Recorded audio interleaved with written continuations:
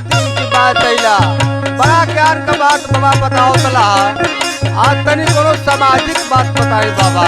ठीक बा बच्चा, मैं रमता जोगी बहता पानी, हमेशा ज्ञान के बात समाज के जोड़े के बात ही जोगी बतावेला। बात सही है बाबा। ए बच्चा, ए समाज में का हो रहल बा ई जोगी बतावता। कैसे बाबा? दहेज लेना भी पाप है, दहेज देना भी पाप है। बेटी क्या होती है मैं बता रहा हूं बच्चा, आपको सुनेंगे आप, जरा गौर फरमाइएगा। बोलिए। देवालय में बजते शंख की ध्वनि है बेटी, देवताओं के हवन यज्ञ की यज्ञनी है बेटी। खुश नसीब है जो, खुश नसीब है वो जिनके आंगन में है बेटी। जग की तमाम खुशियों की जननी है बेटी। बारे बाबा बा। ए बबुआ सुना, बोली बाबा। ई जोगी कहता बेटी होली हर घर का श्रृंगार हो।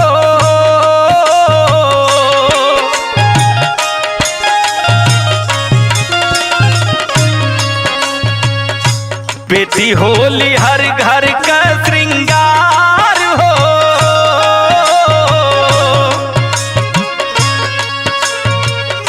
बेटी होली हर घर का श्रृंगार हो। बेटा स्वाभिमान का मूर्तिया।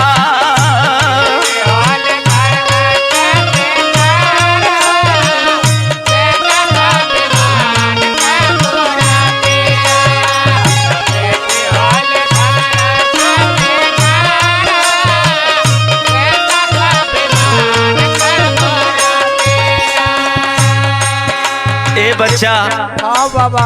बेटी लक्ष्मी है, बेटी होली हर घर का श्रृंगार हो। बेटा स्वाभिमान का मूर्तिया। अरे बाबा बा। अगली लाइन संकेत करत बा। ये बच्चा सुना, सुनाई। पानी बिना नदी जैसे लगेली बिराना।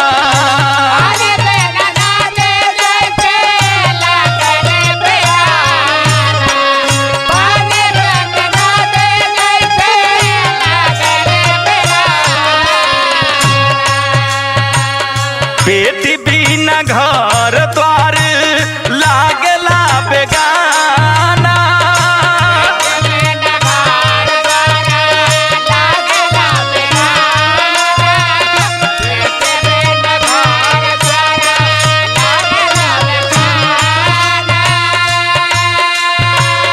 बेटी बिना घर द्वार लागला बेगाना। ए बबुआ सुना, हाँ बाबा बोला। ये दुनिया ये समाज से जोगी कह रहल बा का होखे चाही हर घर में सम्मान हो।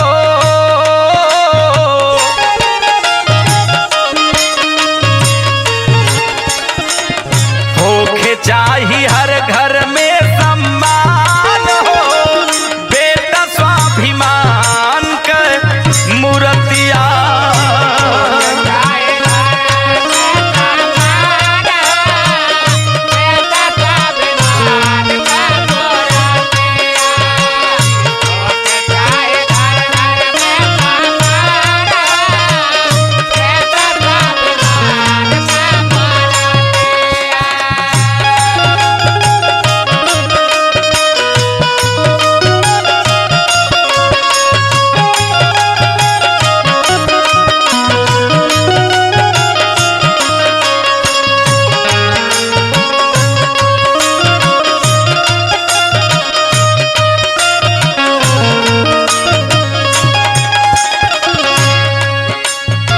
दरवाजे पर माई बहनी सब लोग बैठल बा।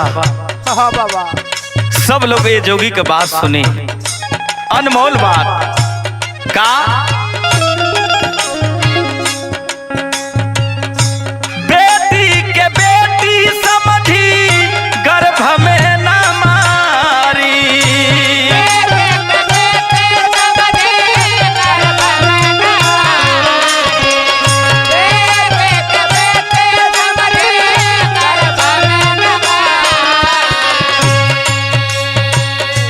दान दहेज खातिर घरवा में न जारी।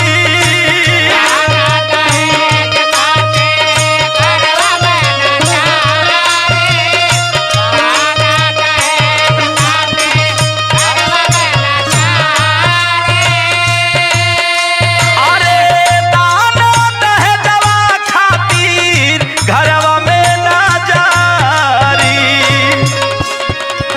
वाह रे बाबा बा। ए बच्चा सुना, बोला बाबा।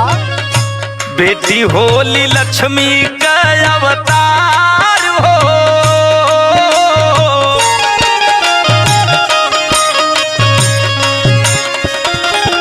बेटी होली लक्ष्मी का अवतार हो। बेटा स्वाभिमान का मूर्तिया।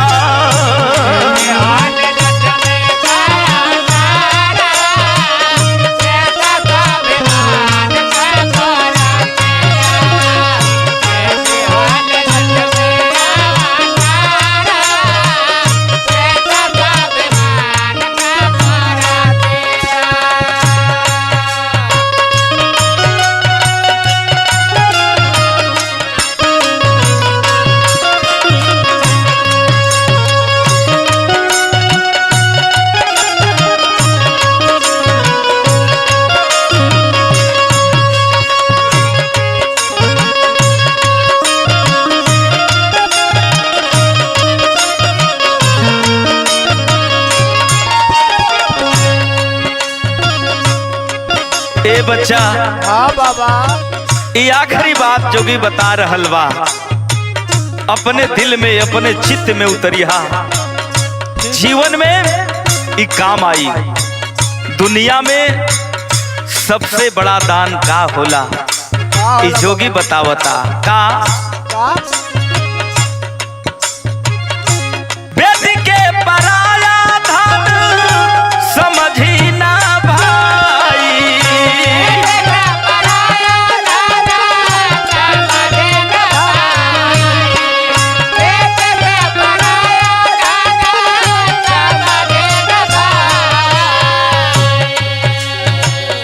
बिना कन्यादान तनया धूरा रही जाई।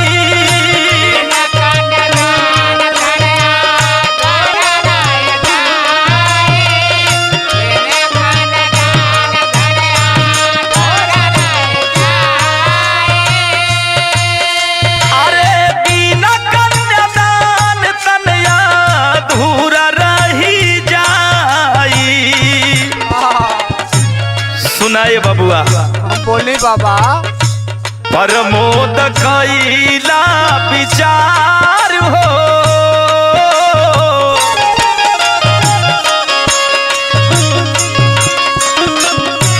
प्रमोद कैला विचार हो। बेटा स्वाभिमान के मूर्तिया।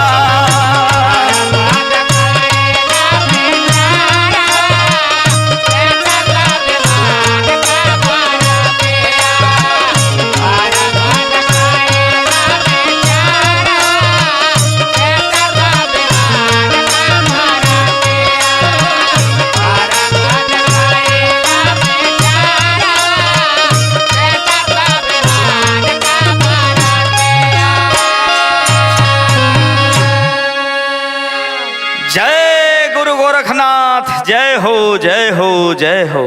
बहुत बढ़िया बात बतौनी।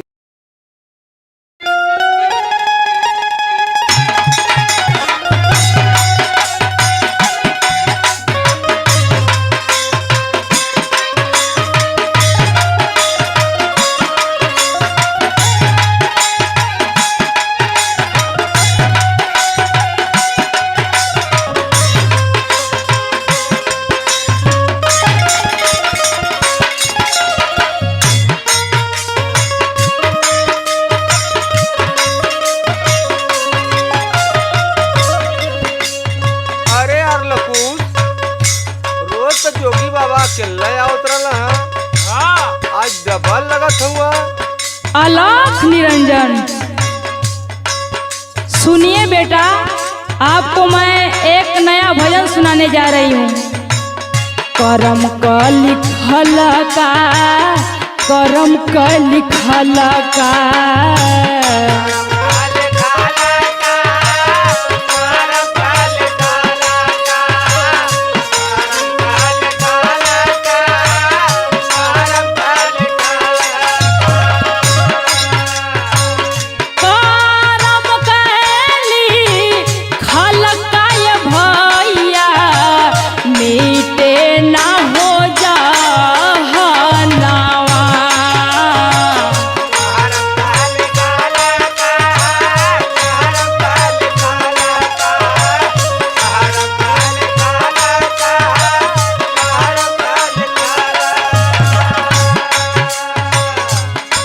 ए बच्चा, हाँ बाबा।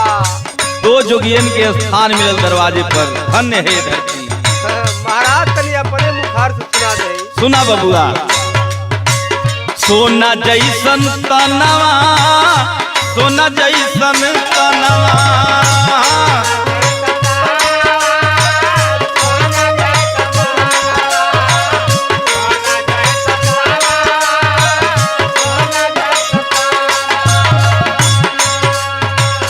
सोना जैसन तनवा, सोना जैसन तनवा, सोना जैसन तनवा ए भैया, सोना जैसन तनवा ए भैया, होई है हो ओ माटिया।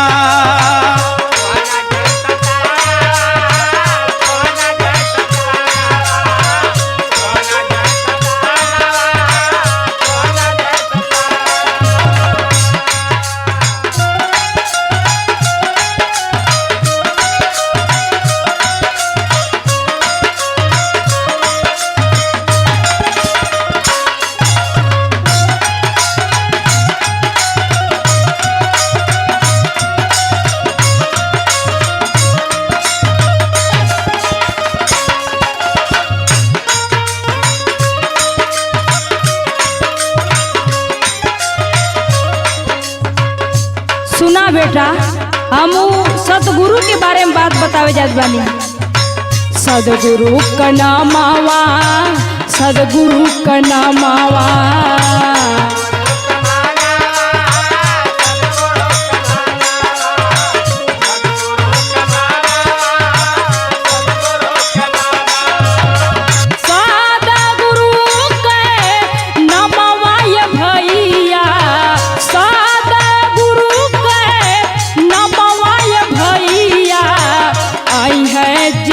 के हो कमावा।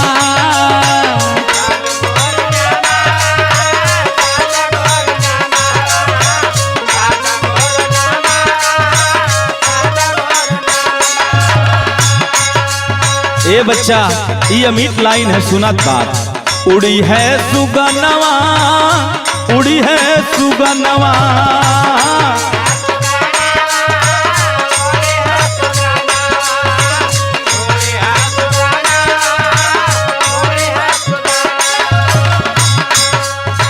ये दुनिया में मानुष तन क्या लेकर के आया है, क्या लेकर के जाएगा। उड़ी है सुगनवा, उड़ी है सुगनवा, उड़ी है सुगनवा ये भैया, उड़ी है सुगनवा ये भैया, छोड़ी के हो मानुष तनवा।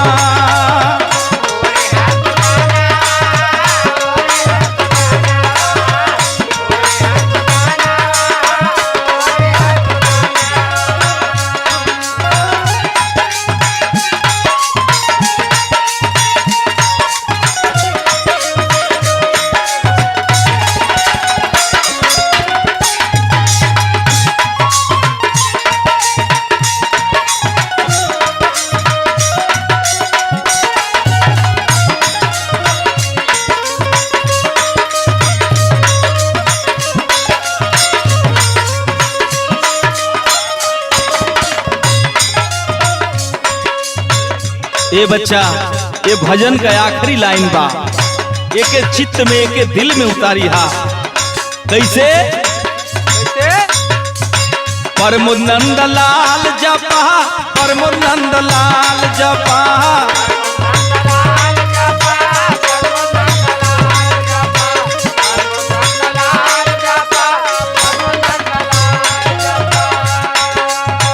परमुनंद लाल जपा, परमुनंद लाल जपा, परमुनंद लाल हो जपा,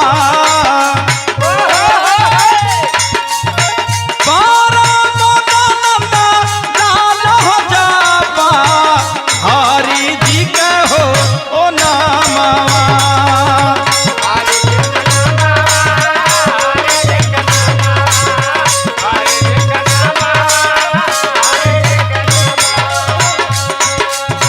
करम क लिखल का, करम क लिखल का, करम क लिखल का ये भैया, नीके ना हो जहनवा।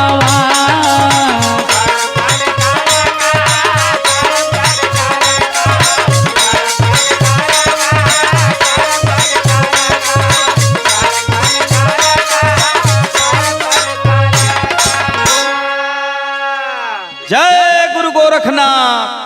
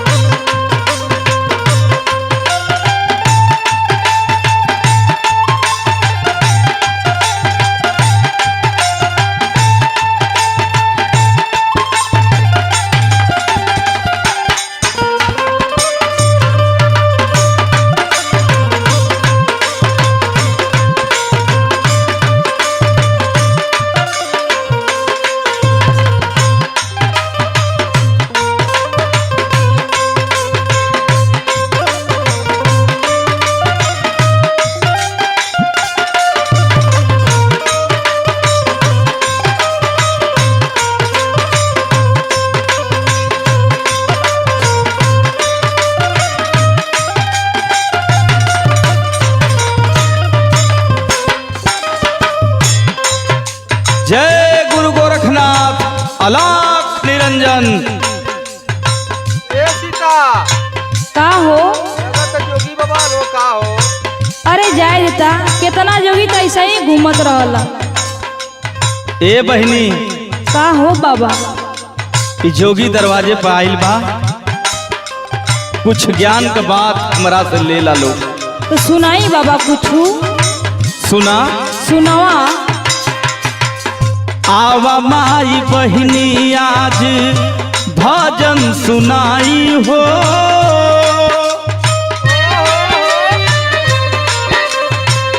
आवा माई बहनी आज भजन सुनाई हो, काबा जीवन में तोहके बताई हो।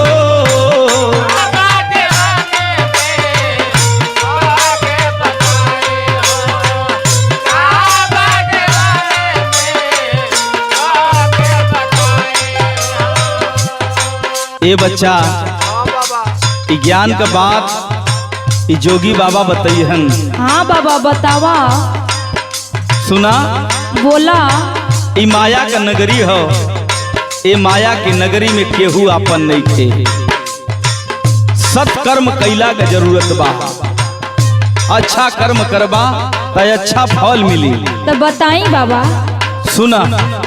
स्वार्थ में तू बाड़ा, स्वार्थ में हम हो, झूठ ही मेरी ताके भइल भरम हो।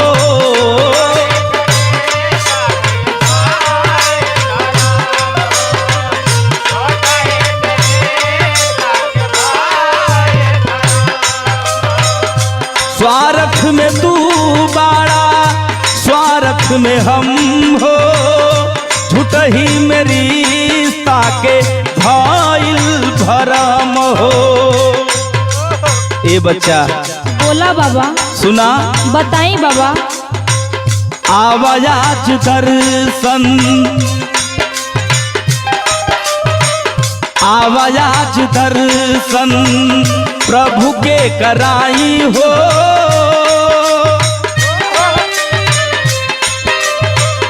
आवाज दर्शन प्रभु के कराई हो। काबा जीवन में तोह के बताई हो।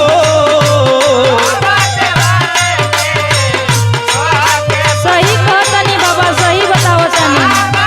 जय हो जय हो।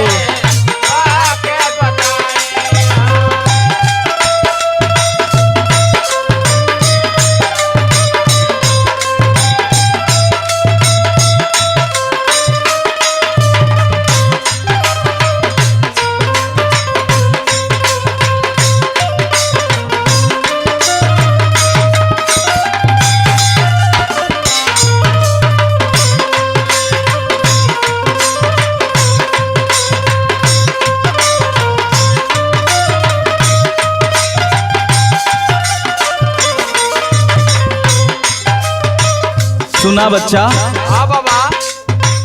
यो अनमोल बात है लाइन में। सुनी, दुखवा में कोई नहीं तो हार होई। चल जई बजहिया तो सभे लोग रोई।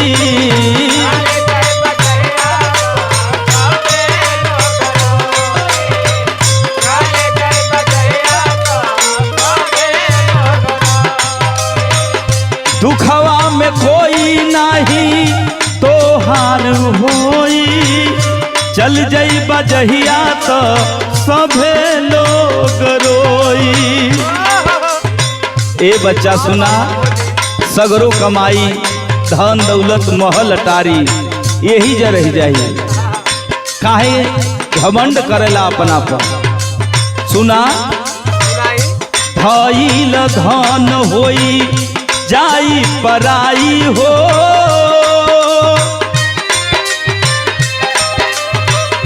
धइल धन होई जाई पराई हो।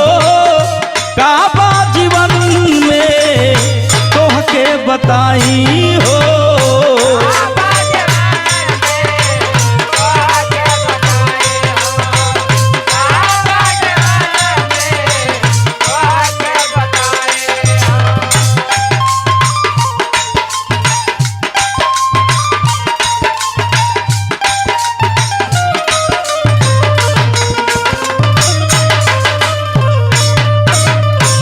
जय सद्गुरु स्वामी, जय हो जय हो।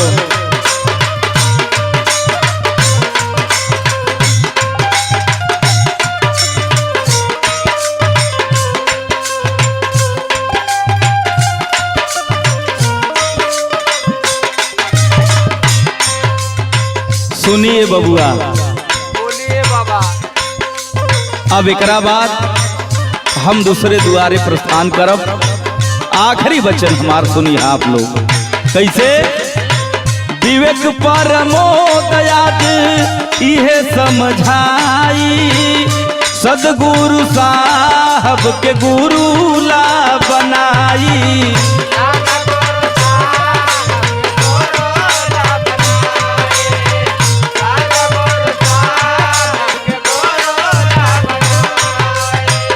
विवेक परमोद आज इहे समझाई। सदगुरु साहब के गुरु ला बनाई। ए बच्चा सुना, हाँ बाबा बोलिए। बतिया के हमारा ना जइहा भुलाई हो।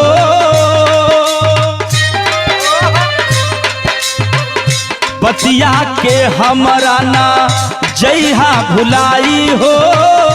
काबा जीवन में तोह के बताई हो।